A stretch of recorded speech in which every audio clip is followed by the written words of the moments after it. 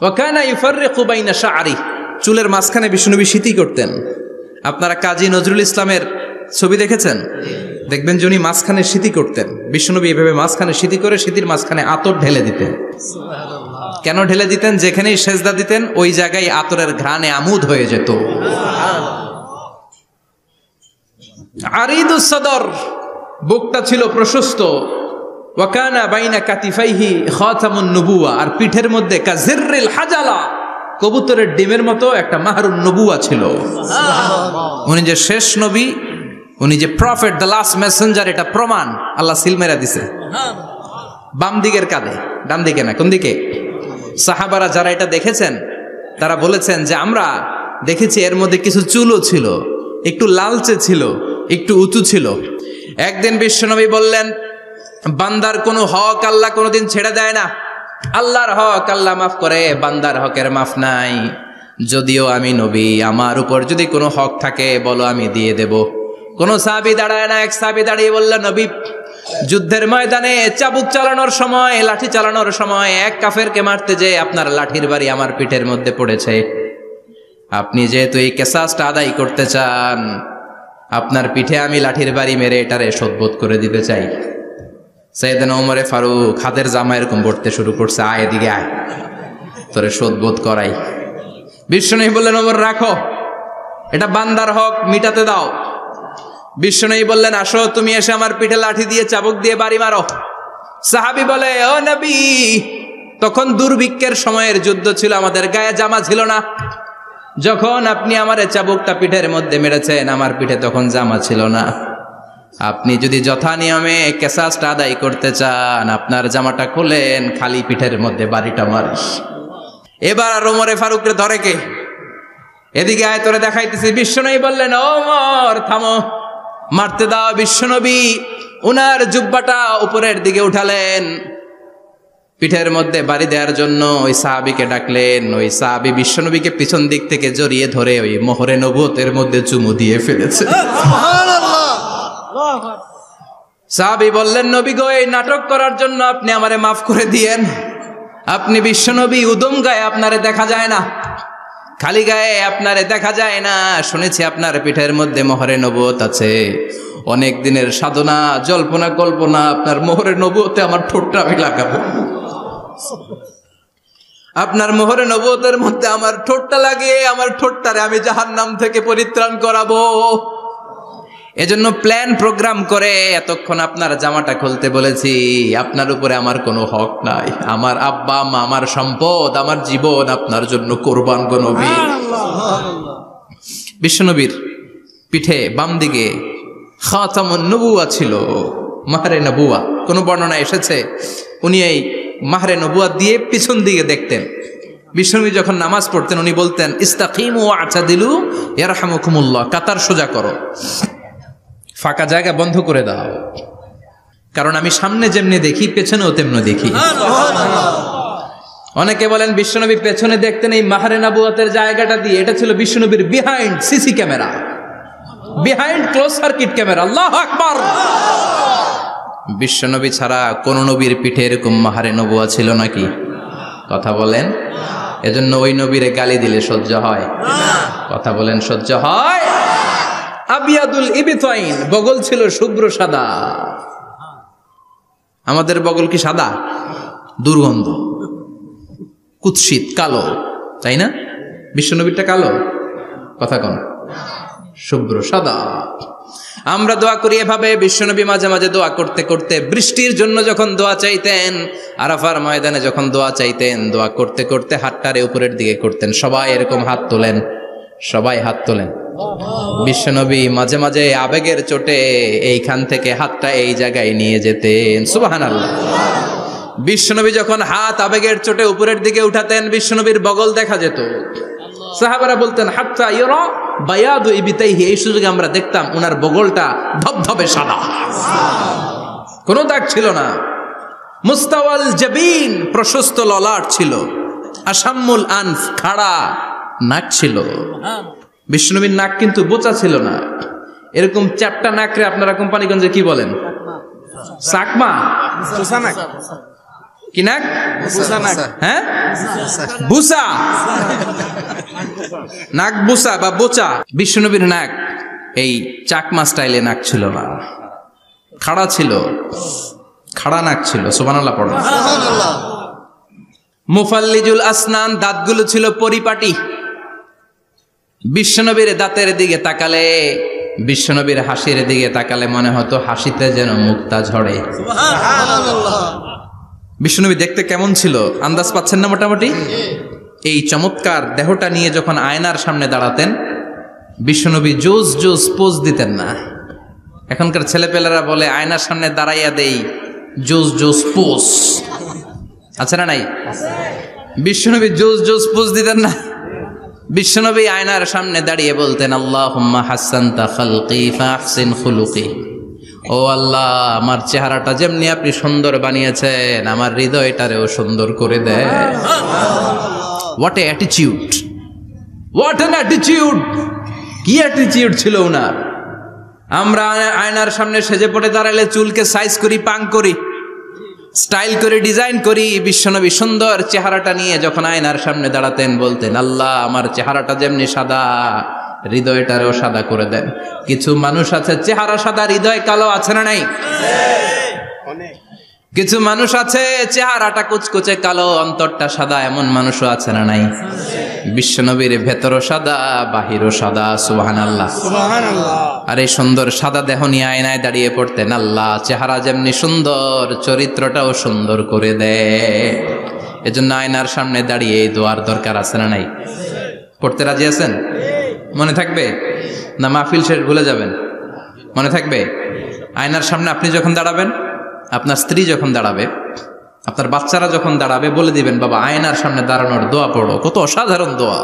পড়েন আওয়াজ করে আমার সাথে, আল্লাহুম্মা হাসানতা খালকি ফাহসিন খুলুকি। আল্লাহুম্মা হাসানতা খালকি ফাহসিন খুলুকি। এর মানে আল্লাহ আমার চেহারাটা করেছো সুন্দর, আমার আচরণ, আমার চরিত্রটাও সুন্দর করে দাও। চিৎকার করে পড়েন আমিন। তাহলে বিশ্বনবীর ব্যাপারে তিনটা কথা আমরা শুনবো বলেছিলাম, প্রথমটা শুনে ফেলেছি, মানে উনি দেখতে কেমন ছিল। উনি দেখতে কেমন ছিল এর মধ্যে আমাদের আমলের কিছু নাই, শুধু বর্ণনা করা আর শোনা আর বিশ্বনবীকে ভালোবাসা, ঠিক কিনা? কারণ উনার না খাড়া, আমার তো খাড়া নাও হইতে পারে। উনি সুন্দর, আমি তো শ্যামলা হইতে পারি, কারণ এটা আল্লাহর দেয়া পরীক্ষা, ঠিক কিনা? দ্বিতীয় পয়েন্ট থেকে আমাদের আমল শুরু। দ্বিতীয় পয়েন্ট ছিল বিশ্বনবীর আচরণগত বৈশিষ্ট্য। আমার নবীর বিহেভিয়ার কেমন ছিল, কন্ডাক্ট সিস্টেম কেমন ছিল, ম্যানার কেমন ছিল, মানুষের সাথে কমিউনিকেশনটা কেমন ছিল, ব্যবহারিক জীবনটা কেমন ছিল, এগুলো আমল করার দরকার, আছে না নাই? কষ্ট হচ্ছে? কষ্ট হচ্ছে? মনোযোগ আছে তো? মনোযোগ আছে না গেছে? আমরা এবার শুনবো বিশ্বনবীর আচরণ কেমন ছিল।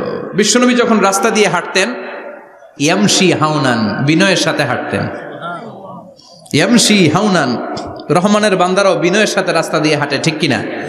وعباد الرحمن الذين يمشون على الأرض هونا وإذا خاطبهم الجاهلون قالوا سلاما।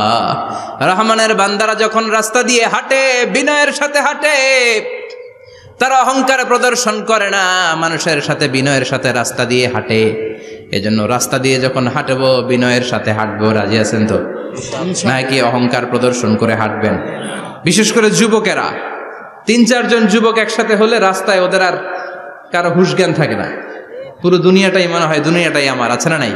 না, মুরব্বীকেও সম্মান করবা, মহিলাদেরকে সম্মান করবা, তোমার জায়গায় তুমি হাঁটবা, ভদ্রভাবে হাঁটবা। ভদ্রভাবে হাঁটার দরকার, আছে না নাই? উনি মুরব্বী, একদিন উনিও তোমার মতো যুবক ছিল, ঠিক কিনা? এই যে আমার কালো দাড়ি আজীবন কালো থাকবে? কথা বলেন। উনার সাদা দাড়ি ছোটবেলায় মনে সাদা দাড়ি নিয়ে আসছিল না? হ্যাঁ, উনিও একদিন তাগড়া যুবক ছিল। উনিও কোম্পানিগঞ্জ বাজারে দাঁড়ালে লোকজন তাকিয়ে থাকতো, ঠিক কিনা? তার মানে রং ধরা যৌবন জং ধরে শেষ। যৌবন সব সময় থাকে না, সার্টেন একটা পিরিয়ডের জন্য আল্লাহ দিয়েছে। এজন্য যুবক ভাইরা, তোমাদের রক্ত গরম, তোমাদেরকে বিনয়ী হতে হবে বেশি, ঠিক কিনা? রাজি আছো তো সবাই? বিশ্বনবী বিনয়ের সাথে হাঁটতেন। ওয়াকানা ইয়াতাবাসসাম, সবসময় মুচকি হাসতেন। কি করতেন? মুচকি হাসেন তো আপনারা? হাসেন না? মুচকি হাসবেন, কারণ মুচকি হাসতে পয়সা লাগে না। লাগে? মুচকি হাসি দেন তো একটা। এই যে সবার এখন মুচকি হাসি, পয়সা লাগছে? কথা কর। তাবাসসুমুকা ফি ওয়াজহি আখিকা সাদাকা, you smile to your brother, it's a charity. তুমি তোমার ভাইয়ের দিকে তাকিয়ে যে মুচকি হাসবে, এত সদকা দেওয়ার সওয়াব হয়ে যাবে। সুবহানাল্লাহ। বিশ্বনবী সব সময় মুচকি হাসতেন। হাসি তিন ধরনের, তাবাসসুম, দিহক, কাহকাহা। কাহকাহা মানে অট্টহাসি, আলিফ লাইলার দত্তরা যেমন হাসি দেয় ওই হাসি। এটা নামাজের মধ্যে কেউ দিলে নামাজও শেষ, ওযুও শেষ। আর দিহক, হালকা আওয়াজে হাসি, সামান্য দাঁত দেখা যায় মাঝে মাঝে বিশ্বনবী মজা করে এরকম হাসি দিতেন, কিন্তু সব সময় বিশ্বনবীর ঠোঁটের মধ্যে মুচকি হাসি লেগেই থাকতো। তাহলে আমরা বিনয়ের সাথে হাঁটবো, নাম্বার 1। নাম্বার 2, সবসময় মুচকি হাসবো। রাজি আছেন? ঘরে যেই স্ত্রীকে একটা মুচকি হাসি দিবেন, আজকে রাতেই দিবেন, যেই একটা মুচকি হাসি। রাজি আছেন? হ্যাঁ? ভালোবাসা বাড়াই দিবে কে? কথা কয় না। ভালোবাসার কথা আসলে আওয়াজ কমে যায়। ভালোবাসার কথাও কোরআনে আছে না নাই? আল্লাহু আকবার। আল্লাহ দাম্পত্য জীবনের ভালোবাসা তুমি বাড়িয়ে দাও, আমিন। ইযাল তাফাতা ইলতাফাতা জামিআন, ইযাল তাফাতা ইলতাফাতা জামিআন। বিশ্বনবীর যদি ডানে বায়ে কোথাও তাকানোর দরকার হতো, উনি আর চোখে তাকাতেন না। অনেকে এইভাবে বসে আছে, ডানে এমনে তাকায়, এমনে আছে না নাই? এইভাবে এমনে তাকায়, আছে না নাই? এভাবে তাকানো যাবে না। বিশ্বনবী ডানে তাকানোর দরকার হলে ইলতাফাতা জামিআন, অ্যাবাউট টার্ন, ঘুরে যেতেন, ঘুরে এইভাবে তাকাতেন। আবার বায়ে তাকানোর দরকার হলে বুকটা নিয়ে, শরীরটা নিয়ে ঘুরে যেতেন, এইভাবে তাকাতেন। সুবহানাল্লাহ পড়বেন না? আর চোখে তাকানো কি ভালো স্বভাব? বিশ্বনবী ইদাল তাফাতা ইলতাফাতা জামিআন, যেদিকে তাকাবেন ওদিকে ফুল্লি মনোনিবেশ করতেন, তারপরে তাকাতেন। সুবহানাল্লাহ পড়েন। সুবহানাল্লাহ। ওয়া কানা মুস্তাহিয়ান, লাজুক ছিলেন, বেশ লাজুক।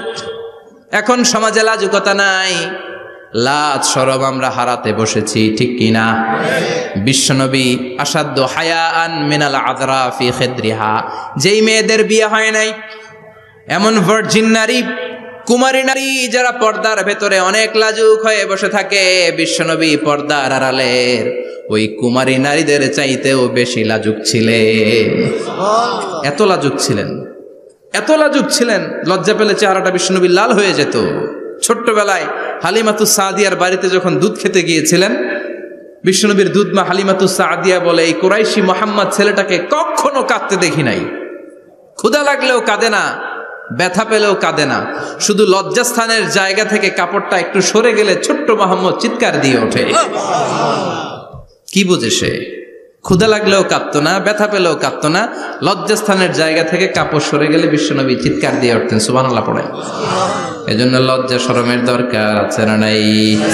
ইযা লাম তাস্তাহি ফাসনা মা শি'তা, যদি লজ্জা শরম না থাকে যা মন চাই তাই করতে পারো। এটা আমাদের বাংলাদেশে ব্যাপক, লাজ শরম কিচ্ছু নাই। এজন্য লাজুকতার বড় দরকার। যেখানে যার বসা দরকার সে সেখানে যাবে। কিয়ামতের আগে যেই লোক যেই চেয়ারে বসার দরকার ওই লোক ওই চেয়ারে বসবে না। এটা হলো কিয়ামতের আলামত। জোরে কোন ঠিক কিনা? সভাপতি হওয়ার যোগ্যতা নাই, সভাপতি হয়, আছে না নাই? আছে। সেক্রেটারি হওয়ার যোগ্যতা নাই, সেক্রেটারি হয়, এরকম সমাজে আছে না নাই?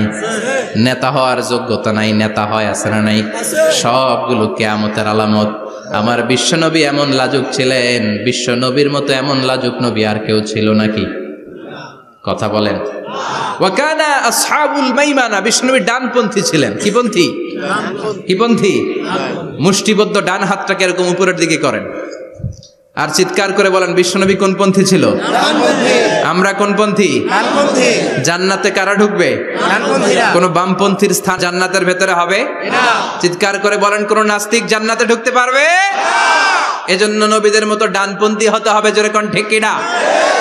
বিশ্বনবী সব ভালো কাজগুলো ডান দিক দিয়ে করতে পছন্দ করতেন। জামা পরলে ডান দিক দিয়ে, খাবার বিতরণ করলে ডান দিক দিয়ে, মুসাফা করা শুরু করলে ডান দিক দিয়ে, ডান দিক দিয়ে ভালো কাজ বিশ্বনবী পছন্দ করতেন। সুবহানাল্লাহ পড়েন।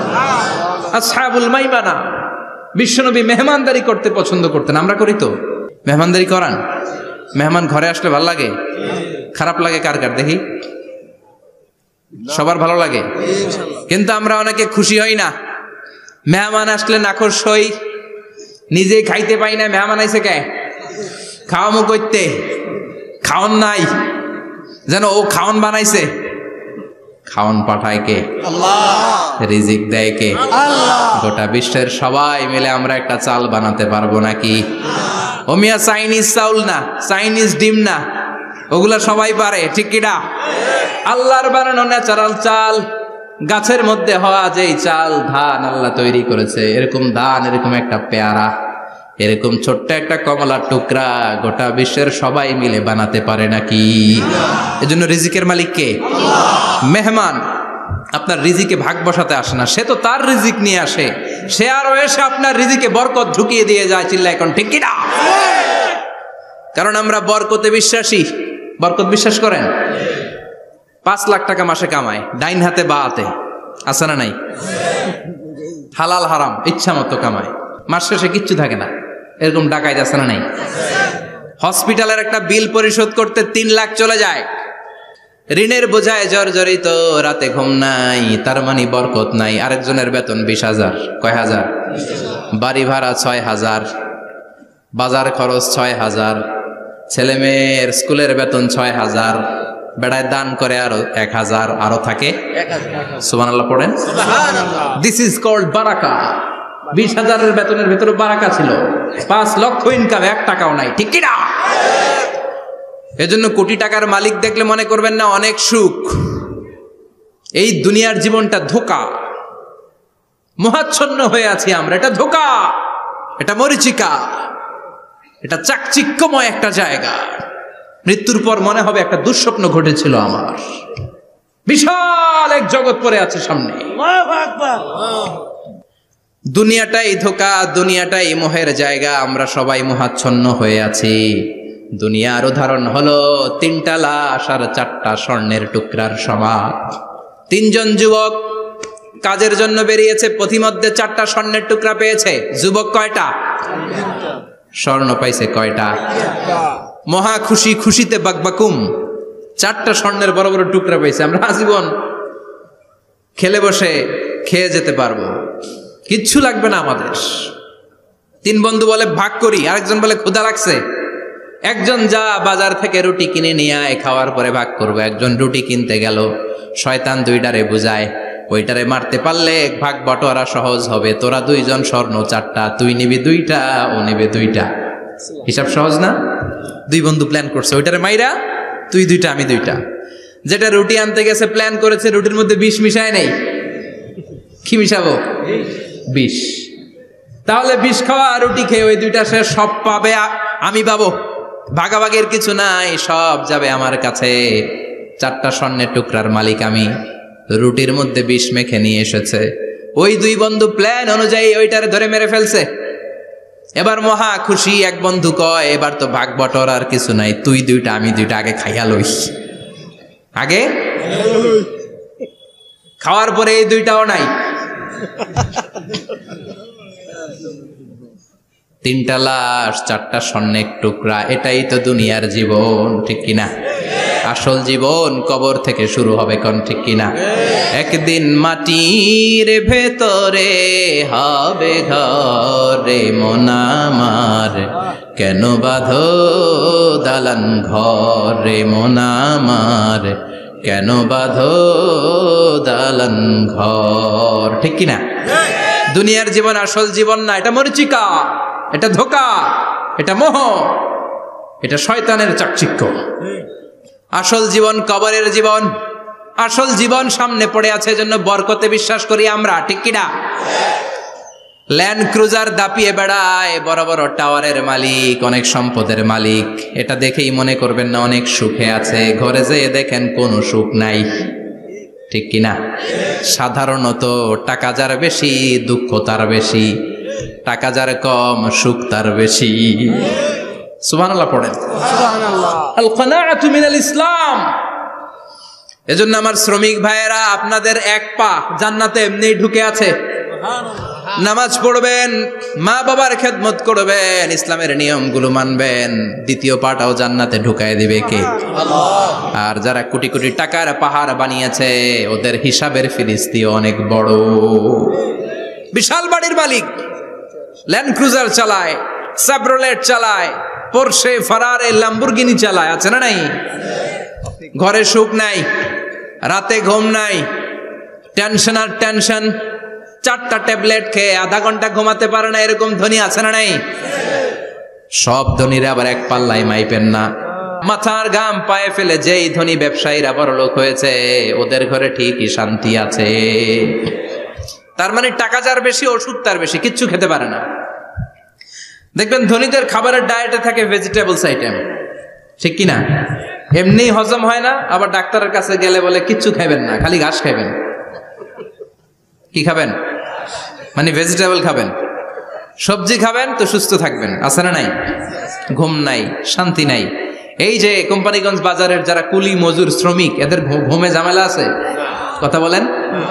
ধনী পয়সাওয়ালা কোটিপতি, সে ঘুমের ট্যাবলেট খায়, ঘুমের জন্য যে ট্যাবলেট লাগে রিক্সাওয়ালা ওইটাই জানে না, ঠিক কিনা? 1000 কোটি টাকার মালিক হলে বাড়ি কিনা যায়, গাড়ি কিনা যায়, সুখ কিনা যায় না। কোম্পানিগঞ্জ বাজারে সুখ বিক্রি হয় এমন দোকান আছে নাকি? কথা কন, একটাও নেই। কি করলেন আপনারা? সুখের দোকান দিতে পারলেন না?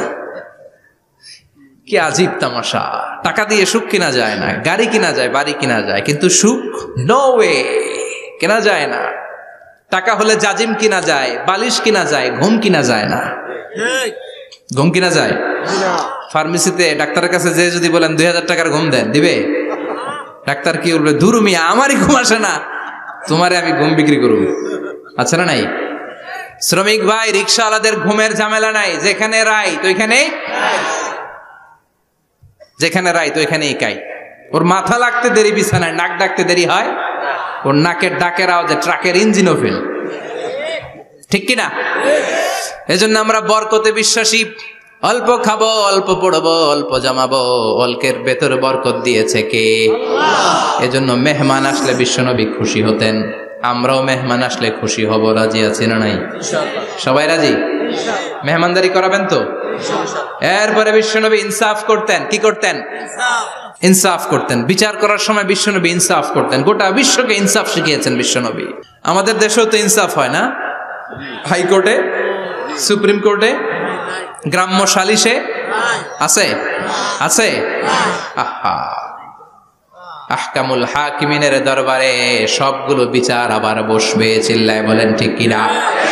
ও মিয়া, দুনিয়াতে বিচারপতি বিচারের রায় দেয়, ওই বিচারপতিরও বিচার আছে না নাই? সবচেয়ে বড় বিচারপতির নাম কি? বিশ্বনবী ইনসাফ করে গোটা বিশ্বকে দেখিয়ে গেলেন কেমন করে বিচার করতে হয়। বিশ্বনবীর কাছে কখনো বিচার আসলে বিশ্বনবী দুই পক্ষের কথা শুনে রায় দিতেন। পড়েন সুবহানাল্লাহ। সব সময় দুই পক্ষের কথা শুনে রায়। এখন কি দুই পক্ষকে সমান প্রিভিলেজ দেয়া হয়? কথা বলেন। কারণ কোরআন দিয়ে বিচার হয় না। কোরআন দিয়ে বিচার হোক আমরা চাই কি চাই না? আমার সংসদ ভবনের ভেতরে কোরআনের আইন দিয়ে সংসদ ভবন কায়েম হোক আমরা চাই কি চাই না? সেনাবাহিনীর ভেতরে দরবার হলগুলোতে যখন আলোচনা বসে কোরআন মাঝখানে থাকবে, চিল্লায় বলেন ঠিক কিনা? দেশের সবগুলো ক্যান্টনমেন্টের ভেতরে কোরআন থাকার দরকার আছে না নাই? সবগুলো আদালতের ভেতরে কোরআন থাকার দরকার আছে না নাই? কোরআনের আইন অনুযায়ী আমার দেশের সব নিয়ম কানুন চলবে আমরা চাই কি চাই না? এই কোরআনের আইনের বিরুদ্ধে যদি কোনো আইন পাশ করা হয় আমরা ওই আইনের বিরুদ্ধে চিৎকার করে বলেন ঠিক কিনা? আমরা এই কোরআনের জন্য সব বাজি রাখতে রাজি আছি। আমরা জীবন বাজি রাখতে রাজি আছি। আমরা দেহের তাজা রক্ত বিলিয়ে দিতে রাজি আছি। জোরে বলেন ঠিক কিনা? কোরআনের জন্য কে কে ময়দানে থাকতে রাজি আছেন? হাত উঁচু করে আল্লাহর দেখা।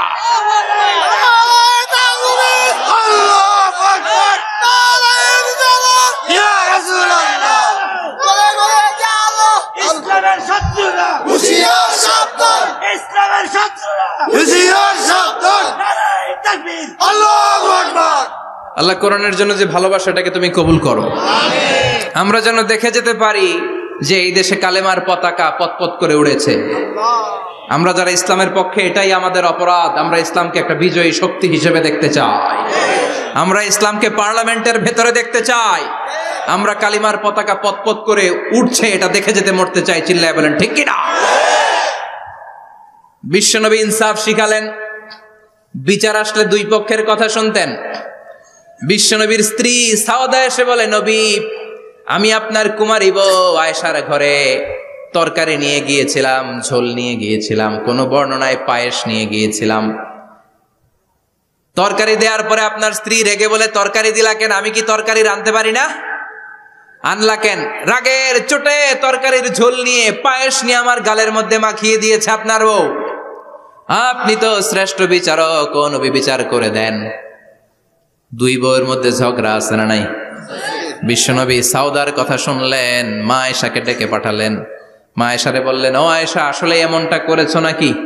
মা আয়েশা বলে, নবী, তখন আমার মেজাজটা বড্ড গরম ছিল, রাগের মাথায় ঝোল নিয়ে আমি সাউদার মুখে লাগিয়ে দিয়েছি, আসলে কাজটা ঠিক হয় নাই, আমারে ক্ষমা করেন। বিশ্বনবী দুইজনের কথা শুনে ঠান্ডা হয়ে বসলেন। সুবহানাল্লাহ। একজনের কথা শুনে রায় দেয় নাই, ঠিক কি না? দুইজনের কথা শুনে বিশ্বনবী বললেন, আমার আদালতের রায় হচ্ছে কিসাস, টিট ফর ট্যাট। যেমন করেছো তেমন, ঘুষি মারলে ঘুষি, গুতা মারলে গুতা, ঠেলা মারলে ঠেলা, আছে না নাই? সাউদাকে যেমনি তুমি পায়েস মাখিয়ে দিয়েছ, সাউদাও পায়েসের বাটি থেকে কিছু পায়েস নিয়ে আয়েশার গালে মাখো। সুবহানাল্লাহ পড়েন।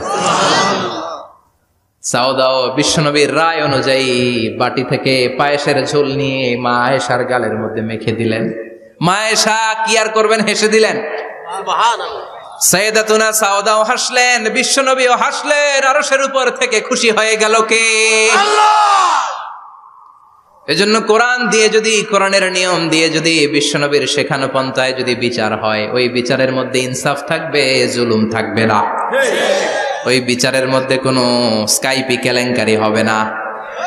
আমাদের টেলিফোনের ফোনালাপ ফাঁস হয়ে যায়, স্কাইপি ফাঁস হয়ে যায়, অনেক ঝামেলা হয়ে যায়, আছে না নাই? এরপরেও জনগণের চোখ খোলে না। আল্লাহ তুমি চোখ খোলার তৌফিক দাও, সহি সমাজ দান করো, পড়ে না আমিন। বিশ্বনবী ইনসাফ করতেন। বনু মাখজুমিয়া গোত্রের এক মহিলা চুরিতে ধরা পড়ল। কিসে ধরা পড়ল? কথা বলেন। চুরিতে। চুরি করলে নিয়ম কি? লাউ চুরি করলে, আম চুরি করলে, কলা চুরি করলে হাত কাটা যাবে না, এটা বড় চুরি। সুবহানাল্লাহ। ওমরে ফারুক বলেছেন, দুর্ভিক্ষের বছরে কেউ যদি চুরি করে তার হাত কেটে দেয়া যাবে না, কারণ এটা অভাবের চুরি, এটা স্বভাবের চুরি না, ঠিক কি না? ঘরে খাবার নাই, পেটে দানা পানি নাই, লাউ চুরি করছে, মুরগি চুরি করছে, এই চোরের হাত কেটে দিও না, কারণ সে ক্ষুধার্ত, পেটে খাবার আছে, গায়ে জামা আছে, সমাজে সম্মান আছে, তারপরেও পুরো দেশটা খেয়ে ফেলতে চায়, এরকম ডাকাত আছে না নাই? দেশের টাকা পাচার করে, ব্ল্যাক মানি করে, এরকম ডাকাত আছে না নাই? ঘুষ খেতে খেতে পেটটা এরকম হাতির মতো মোটা করেছে, এরকম ডাকাত আছে না নাই? দেশের সবকিছু লুণ্ঠন করে, এরকম আছে না নাই? এই ডাকাতদের হাত কাটার মধ্য দিয়ে হাত কাটার প্রোগ্রাম শুরু করতে হবে। এরকম একটা ডাকাতের হাত কেটে যদি দেশের গভর্নমেন্ট বাইতুল মোকাররমে জুমার নামাজের সামনে লাইভ সম্প্রচার করে, সারা বাংলাদেশের 18 কোটি মানুষ যদি দেখে, আর কেউ চুরি করবে? চুরি করার আগে 3 বার লাফ দিবে, যেরকম ঠিক কিনা? বনু মাখজুমিয়া গোত্রের এক নারী চুরিতে ধরা পড়ল। ভেরি প্রেস্টিজিয়াস এন্ড ডিগনিফাইড ফ্যামিলির মেয়ে। এলাকায় সম্ভ্রান্ত কিছু ফ্যামিলি থাকে না, এরকম বড় ফ্যামিলির মেয়ে। সব সাহাবারা বলল, এখন যদি নবী হাত কেটে দেয় মদিনাতে তো মারামারি হবে। ওসামা বিন যায়েদকে বলল, ওসামা, তুমি বিশ্বনবীর সবচেয়ে প্রিয় পাত্র, হুব্বু রাসূলিল্লাহ, তুমি যাও বিশ্বনবীরে বলো হাত যেন কেটে না দেয়। ওসামা যে বলে, নবী গো, সব সাহাবারা বলেছে এই মেয়ের হাত কাটলে মদিনায় ঝামেলা হবে, হাত কেটে দিয়েন না। এই কথা শুনে বিশ্বনবীর চেহারাটারে লাল করে দিল কে? আল্লাহ। বিশ্বনবী বললেন, ওসামা, কোত্থেকে এত বড় স্পর্ধা পেলি রে তুই ওসামা? এই আইনটা তো আমি বানাই নাই, আরশের উপর থেকে এই আইনটা নাজিল করেছে কে? আল্লাহ। আস-সারিকু ওয়াস-সারিকাতু ফাকতাউ আইদিয়াহুমা জাযাআম বিমা কাসাবা নাকালাম মিনাল্লাহ ওয়াল্লাহু আজিজুন হাকীম। সুবহানাল্লাহ পড়েন। If anyone steal something very precious from the society, from house, the government should cut down his right hand. দামি কিছু চুরি করলে গভর্নমেন্ট কাটবে, আমরা কাটতে পারবো? এটা সরকারের কাজ, সরকার ডান হাত কেটে দিবে। ওসামা, এটা আল্লাহর আইন, কেমন করে আল্লাহর আইনে তুমি সুপারিশ করতে আসো? কোন বানু মাখজুমিয়া গোত্রের মেয়ে? ওই মেয়ে তো দূরের কথা, আমার কলিজার টুকরা ফাতেমাও যদি চুরি করে, আমি রামদা নিয়ে ফাতেমার ডান হাতটা এক কোপ দিয়ে কেটে দিতে এক মুহূর্ত দেরি করব না রে ওসামা। জাস্টিস, ইনসাফ শিখে নাও। কেমন করে প্রতিষ্ঠা করেছে বিশ্বনবী, চিৎকার করে বলেন ঠিক কিনা? এগুলো হচ্ছে বিশ্বনবীর অভ্যাস, আচরণ। বিশ্বনবী ধীরস্থির ভাবে কথা বলতেন, তাড়াহুড়ো করতেন না। সাহাবারা বলতেন বিশ্বনবী যখন কথা বলতেন প্রতিটা শব্দ আলাদা করা যেত, প্রতিটা অক্ষর আলাদা করা যেত। আল্লাহু আকবার। আবার জরুরি কোনো কথা যখন বিশ্বনবী বলতেন ওইটাকে 3 বার বিশ্বনবী রিপিট করতেন। কয়বার? 3 বার। কারণ জরুরি। কারণ কি? যেন না ভুলে যায়, ভুল যেন না হয় 3 বার বলতেন। বিশ্বনবী একবার তাকওয়া নিয়ে ওয়াজ করতেছিলেন আর বলছিলেন তাকওয়া হা হুনা হা হুনা হা হুনা, তাকওয়া এইখানে এইখানে এইখানে। কয়বার বললেন? কারণ তাকওয়ার ওয়াজ কি কম গুরুত্বপূর্ণ নাকি বেশি গুরুত্বপূর্ণ? তাকওয়া মানে কার ভয়? যাদের হৃদয়ে আছে আল্লাহর ভয় তারা কবু পথ ভুলে যায় না। আল্লাহর প্রেম ছাড়া এই দুনিয়ায় কারো কাছে কোনো কিছু চায় না। ঠিক কি না? যাদের হৃদয়ে আছে আল্লাহর ভয় তারা কবু পথ ভুলে যায় না। আল্লাহর প্রেম ছাড়া এই দুনিয়ায় কারো কাছে কোনো কিছু চায় না। রাতের আধারে যারা সেজদাতে রয় দু চোখের শ্রুতে নদী যেন বয়। রাতের আধারে যারা সেজদাতে রয় দু চোখের শ্রুতে নদী যেন বয়। ছলনার হাতছানি যতই ডাকুক, ছলনার হাতছানি যতই ডাকুক, পেছনে ফিরেও সে তাকায় না। যাদের হৃদয়ে আছে আল্লাহর ভয় তারা কবু পথ ভুলে যায় না। আল্লাহর প্রেম ছাড়া এই দুনিয়া কারো কাছে কোনো কিছু চায় না। চিৎকার করে বলেন ঠিক কিনা? তাকওয়ার ওয়াজ করলেন, তাকওয়া মানে আল্লাহর ভয়। বিষ্ণুই বললেন তাকওয়া হা হুনা, তাকওয়া হা হুনা, তাকওয়া হা হুনা। তাকওয়া এই জায়গায়, তাকওয়া এই জায়গায়, তাকওয়া এই জায়গায়। যেহেতু এটা গুরুত্বপূর্ণ বিষ্ণুনবী 3 বার ইঙ্গিত করে বলেছেন। সুবহানাল্লাহ। বিষ্ণুই বলেন না তাকওয়া হা হুনা, তাকওয়া এইটা। বলেন না তাকওয়া হা হুনা, তাকওয়া এইটা। বলেন না তাকওয়া হা হুনা, তাকওয়া এইটা। জুব্বায় তাকওয়া, দাড়িতে তাকওয়া, টুপিতে তাকওয়া বলে নাই। তাকওয়ার আসল জায়গা হলো হৃদয়। এজন্য যাদের হৃদয়ে আল্লাহর ভয় আছে তারা কোনোদিন পথ হারাতে পারে, তাদেরকে সিরাতুল মুস্তাকিমের উপর দায়েম রাখে কে? কি সুন্দর অভ্যাস ছিল বিশ্বনবীর, মানার দরকার আছে না নাই? বিশ্বনবীর আরেকটা অভ্যাস ছিল, বাসি খাবার খেতেন না। জানেন? বাসি খেতেন না, অল্প খেতেন, কিন্তু যেটা খেতেন ভালোটা খেতেন। অল্প খেতেন কিন্তু যেটা খেতেন ভালো খেতেন। মধু খেতে পছন্দ করতেন, কিন্তু মধুর মধ্যে দুর্গন্ধওয়ালা একটা মধু আছে না, মাগাফির। বুখারীতে লম্বা ঘটনা, ওইদিকে যাব না। এই মাগাফিরের মধু উনি খেতে চাইতেন না। ভালো সুগন্ধিওয়ালা মধু তিনি বিশ্বনবী খেতে পছন্দ করতেন। বিশ্বনবীর খাবারের তালিকায় সবচেয়ে পছন্দনীয় তালিকায় ছিল এই মধু। মধু খেতেন, দুধ খেতেন, খেজুর খেতেন, জব খেতেন, বার্লি খেতেন, ছাগলের বাজুর মাংস খেতে পছন্দ করতেন, সিনার মাংস। সুবহানাল্লাহ কইবেন না? What a choice! কি চয়েস ছিল বিশ্বনবীর! বাজুর মাংস খেতেন। বিশ্বনবী লাউ খেতে পছন্দ করতেন, লাউ। রুম্মান ফল খেতে পছন্দ করতেন, রুম্মান মানে ডালিম। রুম্মান মানে কি? ডালিম খেতে পছন্দ করতেন। মাশরুম খেতে পছন্দ করতেন। সুবহানাল্লাহ পড়েন। মাশরুমের স্যুপ পাওয়া যায় না রেস্টুরেন্টে? বিশ্বনবী বলতেন আল কামআতু মিনাল মান্নি ওয়া মাউহা শিফাউন লিল আইন। এই কামআ মানে মাশরুম, ব্যাঙের ছাতা, এটা হলো মান্না সালোয়ার মতো দামি খাবার।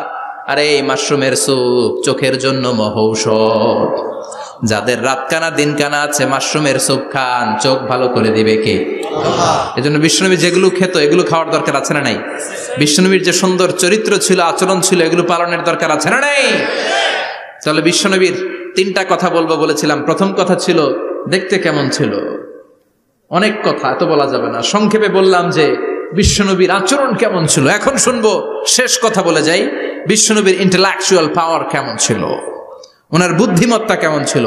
Hour beloved prophet Muhammad, the last Messenger, was a very good mediator. বিশ্বনবী ভালো মিডিয়েটর ছিলেন, বিশ্বনবী ভালো মধ্যস্থতাকারী ছিলেন। ঝগড়া লাগলে মিলাই দিতে পারতেন চমৎকার।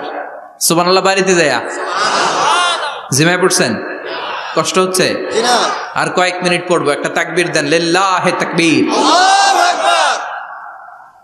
হি ওয়াজ এ ভেরি গুড মিডিয়েটর, মধ্যস্থতাকারী ব্যক্তিত্ব ছিলেন। স্বামী স্ত্রীর মধ্যে ঝগড়া লাগলে মিলাইয়া দিতেন, বন্ধু বন্ধু ঝগড়া মিলাইয়া দিতেন, সমাজে সমাজে মারামারি মিলাইয়া দিতেন। মক্কা থেকে মদিনায় যখন গেলেন, মদিনায় 120 বছরের একটা যুদ্ধ চলছিল, কেউ যুদ্ধটা থামাতে পারে না।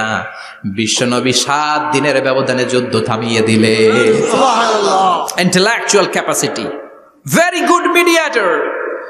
এজন্য বিশ্বনবীর উম্মত যারা, তাদের অভ্যাস হবে ঝগড়া লাগায় দেওয়া যাবে না, মিলায় দিতে হবে। ঠিক কিনা? আমরা যদি ঝগড়া দেখি দূর থেকে আরো লাগায় দিতে চাই, আছে না নাই? কোম্পানিগঞ্জ বাজারে ঝগড়া, কয় লাগুক আরো লাগুক, ধরবি না, থামাবি না। দূর থেকে মজা দেখি, মজাই লাগে, এরকম ডাকাইত আছে না নাই? আগুন লাগলে পানি দিয়ে নেবায়, অনেকে তেল ঢালে, আছে না নাই?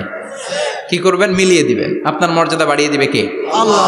বিশ্বনবী ভেরি গুড মিডিয়েটর ছিলেন। বিশ্বনবী লজিক্যাল এবং রেশনাল ছিলেন, বুদ্ধিমত্তাকে কাজে লাগাতেন।